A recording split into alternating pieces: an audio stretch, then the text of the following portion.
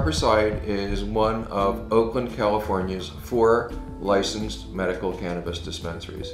And here we provide medical cannabis to California citizens who have a written recommendation from their doctor authorizing them to possess cannabis. We have over 30,000 members in our collective, and we see about 600 or 700 patients per day. Harborside Health Center has the best selection of cannabis in the world. We usually have about 100 different products on our menu every day. That breaks down typically to about 50 different varieties of cannabis bud, about 20 or 25 different types of concentrates or hashish, and around an equal number, 20 to 25 different edible preparations. In 1996, the voters of California passed a measure called Prop 215, which legalized the cultivation, possession, and sharing of cannabis amongst people who had a written recommendation from their doctor to do so. Cannabis recommendation can be written for any illness as long as the cannabis helps the patient.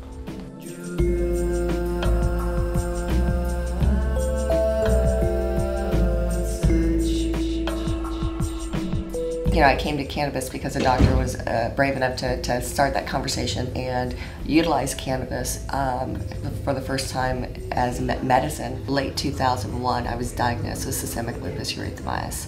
Most people who suffer from complications die in their mid-50s. I was diagnosed in my early 20s. The second diagnosis was fibromyalgia. Between those two, I was on a regimen of 6 different steroid dosages a day. I was on pain management pills. I got to the point where I was dealing with transdermal morphine patches. I was on probably 10 different psycho-antidepressants. It was a major cocktail. During that time period, I went through 2 surgeries for cancer and had several cysts and tumors removed. And in 2007, I got cancer for the 3rd time. And going through chemotherapy and doing that, I couldn't imagine being able to be alive today had it not been for my cannabis. And so I moved out to California early this year to be a part of that movement and have the freedoms of having the medical cannabis patients protection here that several states don't allow. I don't take any other pharmaceutical anymore. It's my balance. I'm much more effective because of it. I'm not constantly dealing internally with pain. Now, am I really fighting my diseases? No. But do I have a better quality of life? Absolutely. Am I more productive? Absolutely. Am I happy to be alive again? Absolutely. And again, I get that because I have a balance of cannabis in my life versus the alternatives. The alternatives I didn't want to live with. It just wasn't a world I wanted to live in anymore. And this is what I do.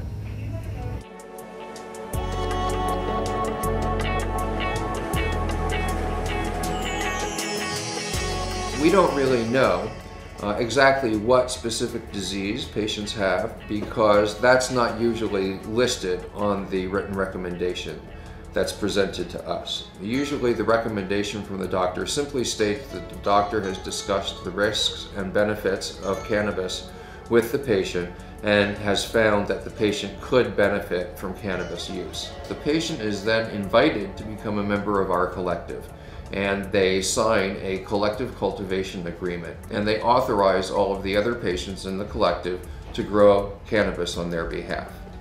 That brings us into compliance with the Attorney General's guidelines for cannabis distribution, and it creates a 100% closed-loop distribution system that completely insulates our patients from any contact with the illicit market, because all of the medicine that we distribute here only comes from people who have signed that cultivation agreement and agreed to abide by all of our rules and regulations.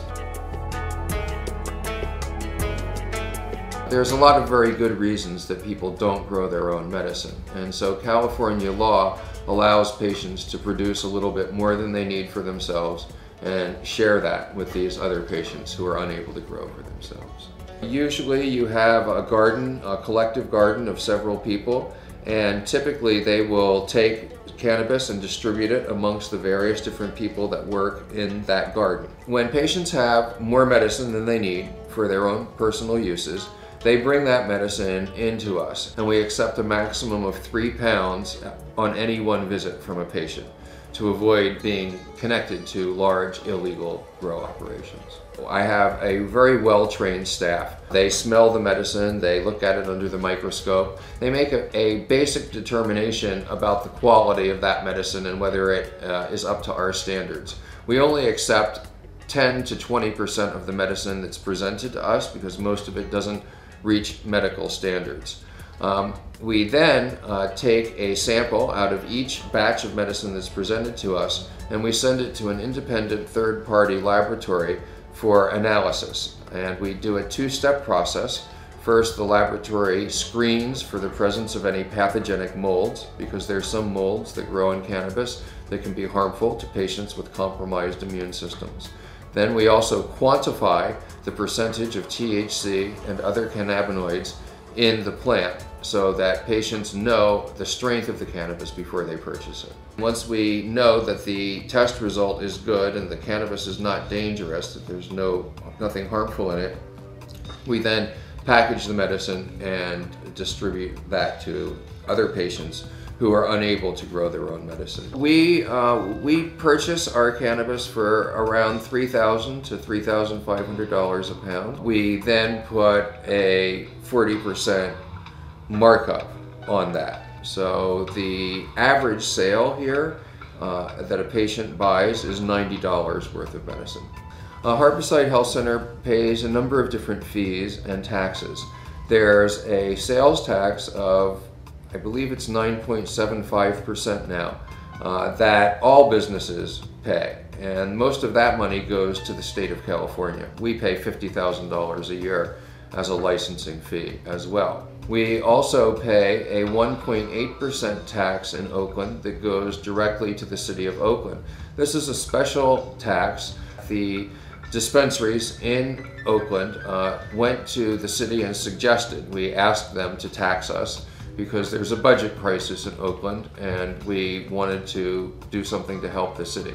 We also pay income tax on any profits that we make to the federal government and to the state of California. That doesn't amount to very much at Harborside Health Center because we're a non-profit institution. We don't have very many profits left at the end of the year. The figure is estimated at $100 million a year in California from the medical cannabis industry now in taxes to the state. With the Obama administration coming into power, there has been a change in the policy of the Drug Enforcement Administration, the federal agency. And where previously they launched very frequent raids of many different dispensaries, they now have said that the federal government will respect state law and that they will only target dispensaries who are out of compliance with state law. President Obama is to be credited for following through on the promises that he made on the campaign trail and for respecting the wishes of the American voters. I was proud to be American on the day that I heard that news. In a lot of states, this is a luxury that dying people don't have, and quite frankly, why not? It needs to change, and it starts with a conversation with people like us.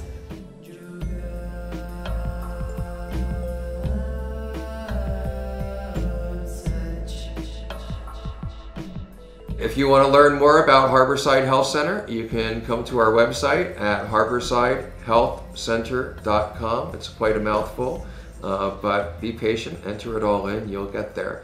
And yeah, on we go. Let's keep on paving the way. More freedom.